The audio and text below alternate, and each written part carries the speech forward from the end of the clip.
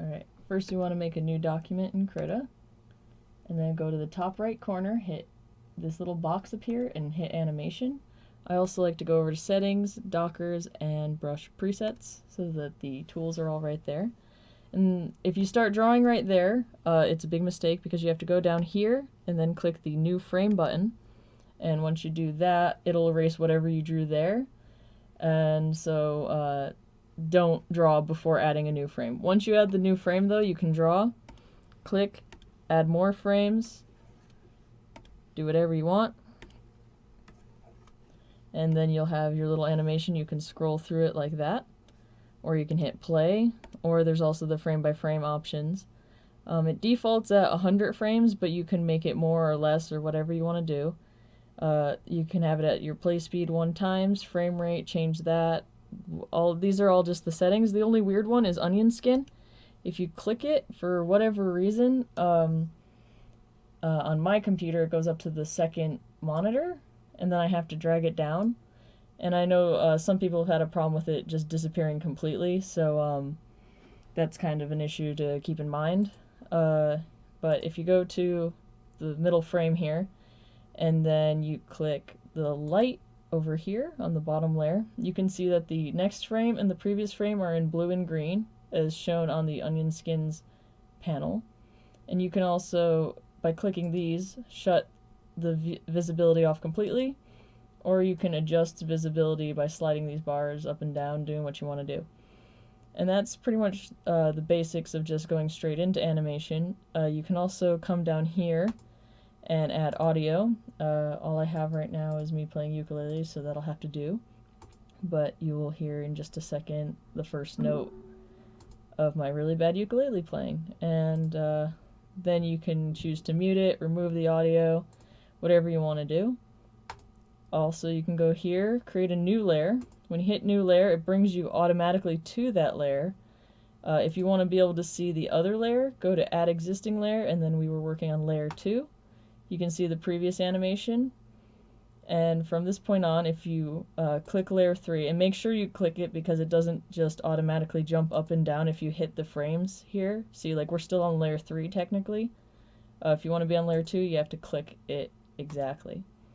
But then from here, you can do the new frame, and you can do, you know, cleanup animation if you wanted to go ahead. Obviously, this isn't really anything beautiful that I've drawn here, but just to demonstrate, you could pretend these squares were like cleanup drawings. And that's basically how it goes. Other than that, exporting your animations. Well, actually, before I do exporting, if you want to move your frames, because you can copy frames, and then you can, let's see, there we go. If you go to the next frame over and hit duplicate frame, you will have a duplicate frame. But let's say you want to take this duplicate frame for some reason and drag it over here. It's really important that you pull up and then over, because for whatever reason, if you try to drag this way, well, of course it works this time, but a lot of times it'll get stuck. So it's just easier to just drag up and over. But you can move the frames around and play with timing and all that fun stuff. Then for exporting, you want to go to File, Render Animation, and you can choose Image Sequence, which will literally, image by image, give you all your frames. So since there's, let's see, if I went up to frame 6, if I went to last frame 6, it'll render all of these frames down here. And that's one option, but then you have to composite it in a different program for video. Krita now supports video, but you have to download this program called FFmpeg. Okay, so when you download FFmpeg, it comes in a zip file. You have to right-click it, extract all, and then you have to choose where you want it to go. I'm actually gonna put it into, actually I'll just keep it in downloads, which is kind of weird, but it's fine. So you'll hit extract, and what it does is it creates a new folder where it has all the files in it, and now it's it opened itself up. So if you go in here, you're gonna go to bin, and this is actually the program, but you don't open it, here's what you're going to do. You go back into Krita, File, Render Animation, Video, and then you have to go click this, go to, and since we extracted it to download, you can extract it anywhere you want as long as it's there. So we'll go to the extracted folder, FFmpeg, bin, and then click that and go OK. And now it has the correct direction to know where to go. And you can render it as a GIF, as a video, whatever you want to do. I'm just going to do a GIF image because that's usually what I do.